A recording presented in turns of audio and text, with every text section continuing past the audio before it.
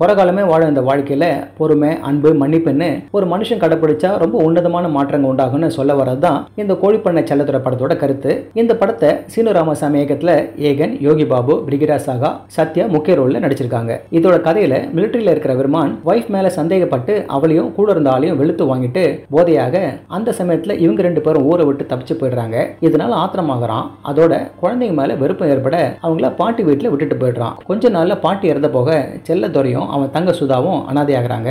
அப்போ தூரத்து மாமா பெரியசாமி தயவுல வளர்றாங்க. செல்லதுரை இப்போ தன் மாமா பெரியசாமியோட இறைச்சி கடையில வேலை செய்யறான். தன் அம்மா ஓடி போயிட்டான்ற விஷயம் இருக்கிறதுனால தங்க சுதாவை பொத்தி பொத்தி வளர்க்குறான். இப்படி இருக்க ஒரு காதல்னால அவங்க வாழ்க்கையில அடுத்தடுத்து நடக்கிற விஷயங்கள் தான் இந்த படத்தோட மீதி கதை. இதுல பேரண்ட்ஸோட பிரிவு, ஒரு ஆதரவற்ற நிலை, கடின உழைப்புன்னு செல்லதுரையோட வேதனையான வாழ்க்கை ஆரம்பத்துல இருந்தாலும் திரும்பவும் ஒரு அதிர்ச்சிக்கு அப்புறமா தெளிஞ்சு தண்ணியே புரிஞ்சிட்டதுனால விட்டு போன பேரண்ட்ஸ் திரும்பவும் பார்க்கும்போது செல்லதுரைக்கு ஏற்படுற கோபத்தை, வெறுப்பை நல்ல விதமா சேனலைஸ் பண்றது தான் இதோட ஹைலைட்டு. அப்படியே என் ரகுநந்தனோட பேக்ரவுண்ட் ஸ்கோரும், மென்மையான சாங்ஸும், லொகேஷனோட அழகும் இதுக்கு இன்னொரு பிளஸ் பாயிண்ட்ஸ். சீனு ராமசாமி யதார்த்தமா கொண்டு போறதுக்கு ட்ரை பண்ணாலும் பெரும்பாலும் மெலோட்ராமா தான் தூக்கலா இருக்கு. தன் வைஃப் ஒருத்தங்கிட்ட பேசிட்டு இருக்கான்னு கேட்ட உடனே யோசிக்காம நடந்த விருமானோட பாய்ச்சலும், தன் தங்க பக்கத்துல ஒருத்தனை பார்த்ததும் செல்லதுரை அவனை அடிக்க துரத்துறதும் நம்பக்கூடியதா இல்லாம கதைக்கு வசதியை ஏற்படுத்தின மாதிரி தான் இருக்கு. இந்த திடீர் பாய்ச்சல்னால பேசிங் தான் அடிப்படுது.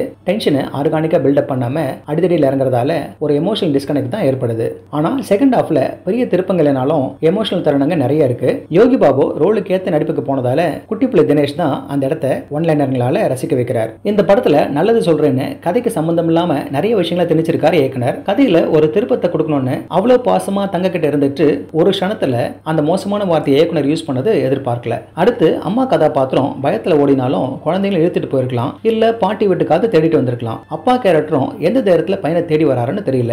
இதையெல்லாம் செல்லதுரை மாதிரி பொறுமையும் மன்னிக்கிற குணமும் இருந்துச்சுன்னா ஏத்துக்கலாம். இந்த கோழிப்பண்ண செல்லதுரை தான் சொல்ல வந்ததை முழுசா கன்வே பண்ண முடியாம ஒரு கலவையா தான் வெளிவந்திருக்கு. மெயின் கேரக்டரோட வாழ்க்கையை பத்தி அப்பப்ப கொஞ்சம் நுணுக்கமா உள்ள போனாலும் நரேஷன்ல இருக்கிற இன்கன்சிஸ்டன்சி அதோட அப்பீல குறைச்சிடுது. இந்த மாதிரி இருக்கிற கிராமப்புற டிராமாக்களை ஃபாலோ பண்றவங்களுக்கு இது பிடிக்கலாம். ஓகே ஃப்ரெண்ட்ஸ், இதே போல இன்னொரு சுவாரஸ்யமான பட விமர்சனத்தோட சந்திக்கிறேன். இந்த விமர்சனம் உங்களுக்கு பிடிச்சிருந்துச்சுன்னா உடனடியாக லைக் பண்ணுங்க, ஷேர் பண்ணுங்க. நன்றி.